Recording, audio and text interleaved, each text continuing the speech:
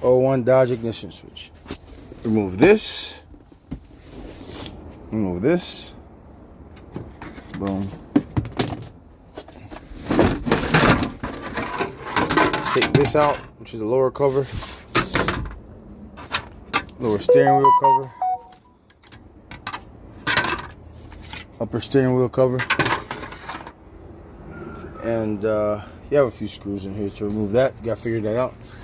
And you got 2 screws, which is here and here on this ignition switch.